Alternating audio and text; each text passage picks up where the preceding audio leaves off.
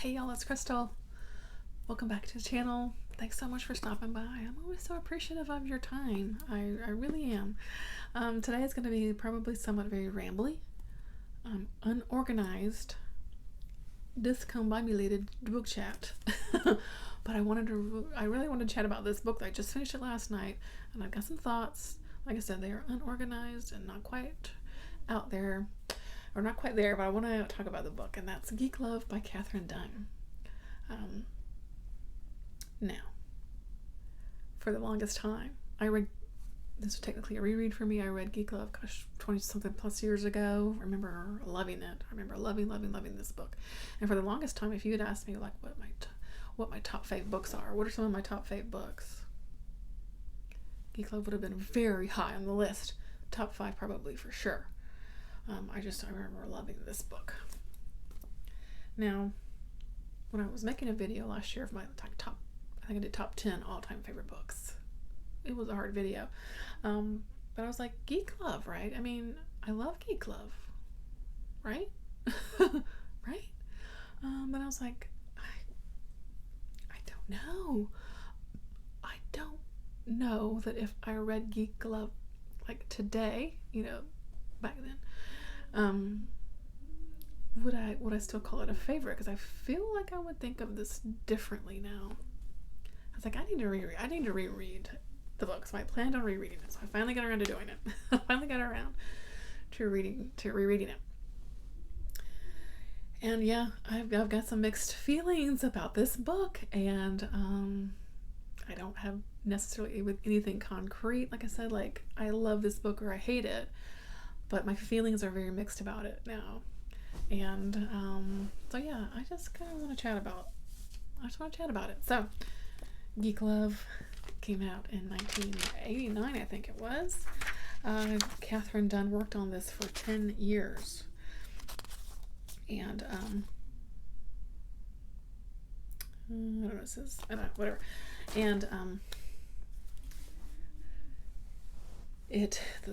the general gist of the story is we're following a Carney family, essentially. We are the Banuski family. They are the owners of this traveling carnival, that goes around the country and sets up the carnival for a week or so and moves on to the next town. And Al and Crystal Lil are the parents, and they sort of inherit the carnival from a previous generation, and they meet and fall in love, and they're about to start a family. And they're like, well, gosh, why don't we like engineer and breed our own freak show? And so they set out to do that, using all sorts of drugs and insecticides and herbicides and chemicals, all kinds of stuff, to make their own freak show for the traveling carnival. And they do end up having 5 children that they keep. And using in the carnival, we've got Arturo, aka Aquaboy. He is someone who doesn't have arms and legs, but he has flippers instead of arms and legs. We've got Ellie and Iffy, who are conjoined twins, who are also fantastic piano players. There's Olympia, who is a dwarf who has albinism and a hunchback, and then there's little Chick, who comes along. We see the birth of Chick during the story, and he appears to be very normal, but we discover that he can move things with his mind. So this is the family, the Banuski family. And like I said, they are in the traveling circus. So the story is told solely from the perspective of Olympia, the dwarf girl with albinism. She is not on the circuit. She's not freaky enough to have like a show, to bring in money for the carnival. She is basically just helps out, or she's like freaky enough to keep, but like but like, not enough to have like a show. Like she's not that abnormal, right? And honestly, you come to really love Olympia. I mean, I do anyway. I think that's why I love this book from the first time I read it, was because Olympia's a really wonderful character. She, I don't know.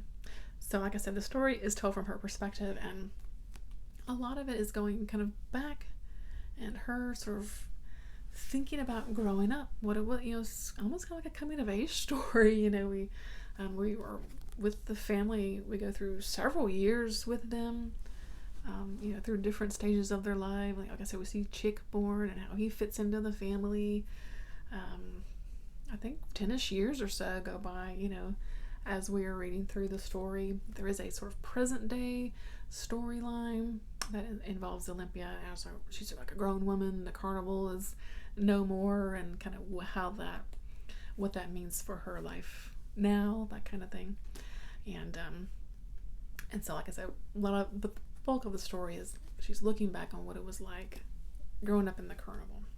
Okay, so overall feelings, I still really loved Dunn's writing in here. I think her writing is very strong. It's really just a character story. It's not necessarily a lot of plot, that kind of thing.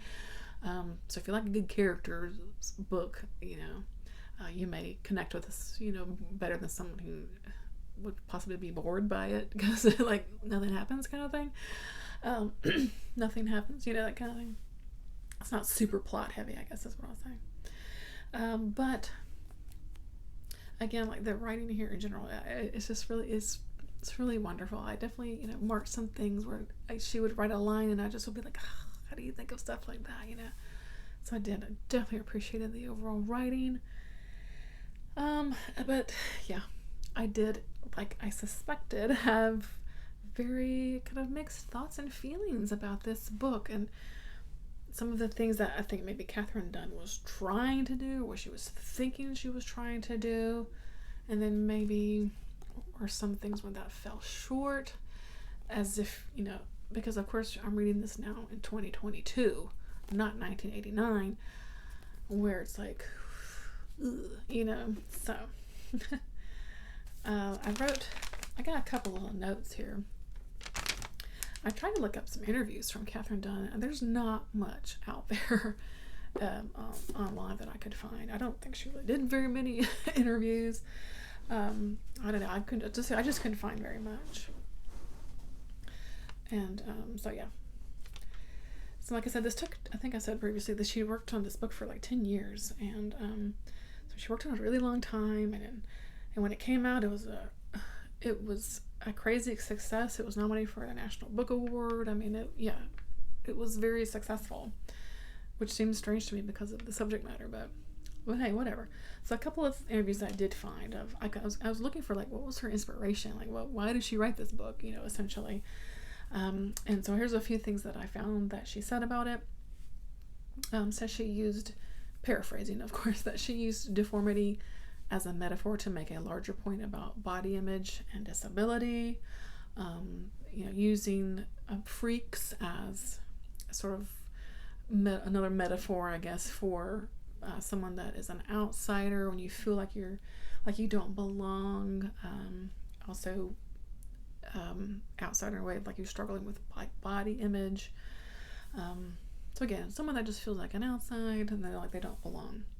And here, like in a 1996 interview, she stated that the book was inspired by two concerns that she had at the time. Number one was the rise of genetic manipulation, this whole sort of nature versus nurture, argument that's, time infinite.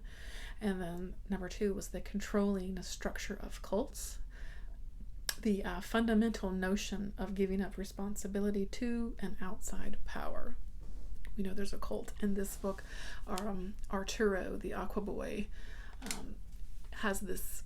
I'm going to try to leave this spoilery free, but if you don't want to know much about the book, maybe come back after you read it. But he does kind of develop this cult within the carnival it's called Arturism, where people come in that are just kind of swooned in by Artie, and he the thing is that they have to like basically remove limbs and things as part of the cult, as part of the practice of this cult.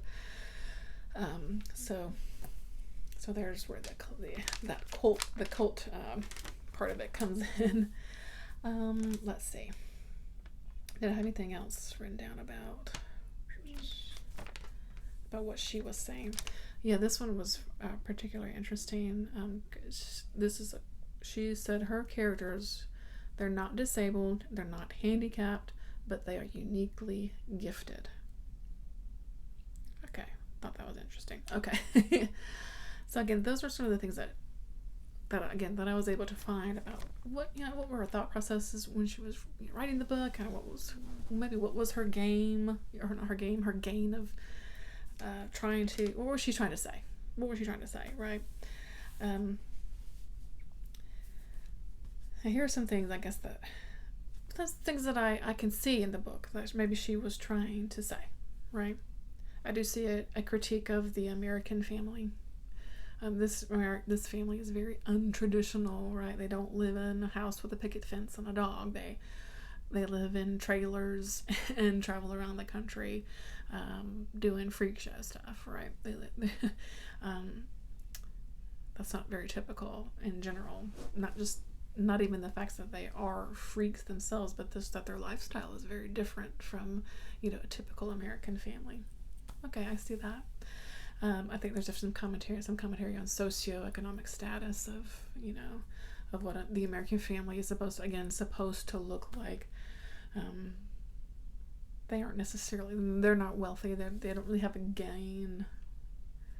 In general, they don't really have this, I guess, they're not really wanting to become like wealthy. They just want to do their circus, live their life, and move on to the next town, right?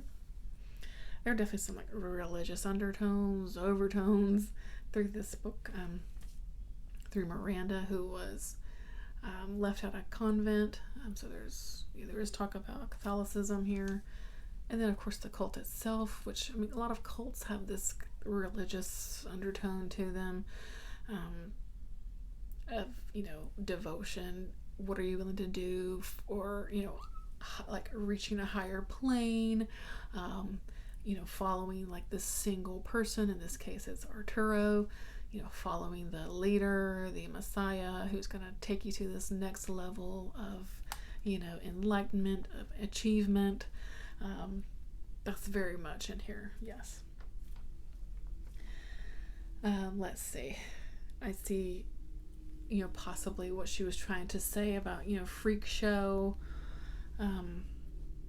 as a almost flipping the coin on disability, of making people with disability not being like sad characters and like, oh, we feel sorry for them, that kind of thing. They're able to function, and they can do things on their own, and they have their little show, and they pull in money, and they support their family, yada yada yada. It's not so bad. They're happy with the way they are. They love themselves. All of that. Okay, I can see that. Let's see, what else did I write down here? And I think also within that disability narrative is the unwantedness of disability. I think especially when you're talking about children. So in this case, the family, the parents, they didn't want like normal kids. And when they had a normal kid, they left it at a gas station, or on the side, at a crown vent, or they didn't want it. They didn't want it to the responsibility of raising it. That wasn't their game. That's not what they were wanting. They wanted the weird, they wanted the weird kids. They don't want this normal kid, right? And of course we see that often with disability, when we're not supposed to want disabled children. We have a dark history of not raising our disabled children, And let me just say right here, I'm not a disabled person, but I am the parent of a disabled child. And so this is why all of this stuff, like I said, is what it's just mixed up in my brain about how do I really feel about this book. And like I said, that's why I just want to talk about it. And it's long, and I'm sorry. But anyway, so my kid has Down syndrome, which is it's a genetic condition. But there's, of course, a very dark history with even up to 1980s and 90s of when you had a kid with Down syndrome, you sent them off to an institution. Like, you did not bring them home, right? Because we don't want that. We're not gonna. This is not what I want. This is not the normal, right? And so I do see, this was done trying to play with that dynamic of, what we're supposed to want as far as our family, as far as our children, the children that we have, that kind of thing. I think especially you see that with Chick, because he is born and he looks normal. There's, not a deformity or a disfigurement on him at all. And then they see that he, like I said, he has telekinetic powers, and they're like, oh, okay, we can do something with this guy, right? And so, but it wasn't until they deemed him useful that they were going to even keep him. There was a whole scene of where they were going to go drop Chick off, I think at like a gas station. That is heartbreaking. It was hard to read. I don't know. But anyway, again, I see these things as, maybe Katherine Dunn was this is what she was trying to say. Okay, I get it. Again, while you're here, she says, she used deformity as a metaphor to make a larger point about body image and disability. That was right from an interview that I found online. So, okay. But then what I question is that Katherine Dunn is not a disabled person as far as I could find. And so, like, I don't know, does she have, like, the right to do this as a non-disabled person, using disability as a plot device, essentially? The story really leans on disability and disfigurement as, a real narrative metaphor for basically everything, right? And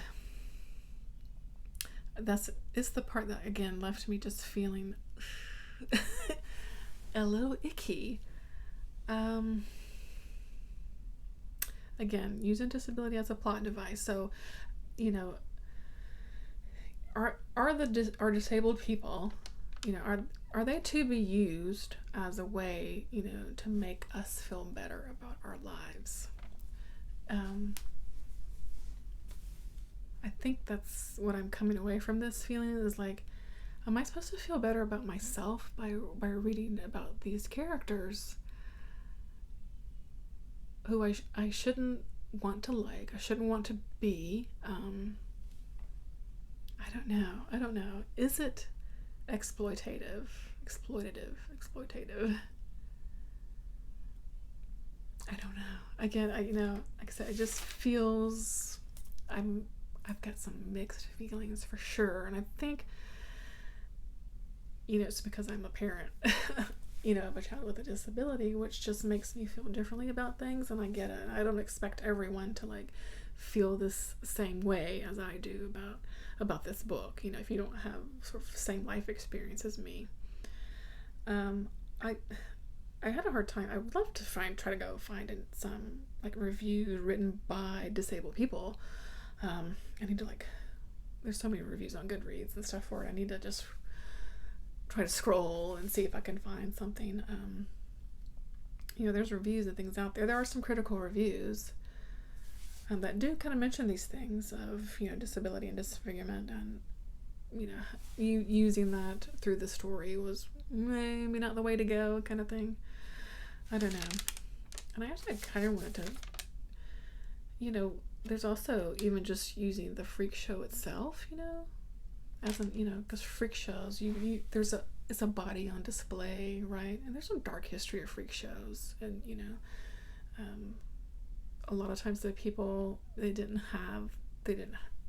they were, I mean, they didn't make lots of money for themselves. They had no control over what they did with what was done to them or what they had to do. They were often, kept in awful conditions. So I don't know, like, are you driving these things home that she's thinking about with this story? Was the freak show the best way to do that?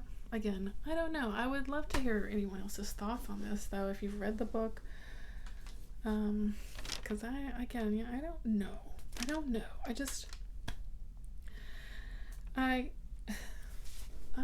Again, and I'm reading this in 2022, not 1989, when things, of course, were very different about back then for disabled people. Though, really, during that time period, the disability activist movement was very ramped up, and so I don't know if she was aware of the disability movement at the time. Again, I don't know. I'd be curious. I can't find hardly any information about this woman. She died pretty recently. Was it 2020 she died? I can't remember now. It was pretty recently. I don't know. I think, I'm just going to maybe do some final thoughts. I like the story because I like the characters. She wrote the characters very well. Even Artie, who was a real son of a bitch. He's an asshole this whole book. But he's written well. You could definitely see that he has other things going on. He's not totally like a one-dimensional, jerk face. There's this disconnect with family, I think, too.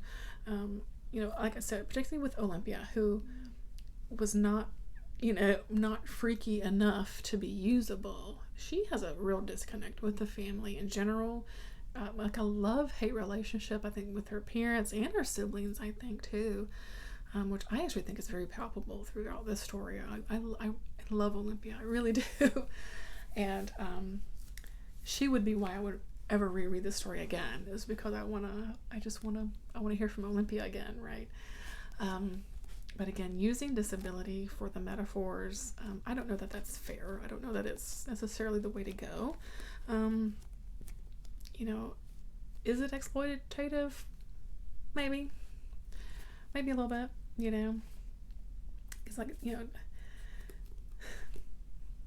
people with disabilities don't owe us anything, right? They don't need to be made to feel like they exist solely for inspiration for us.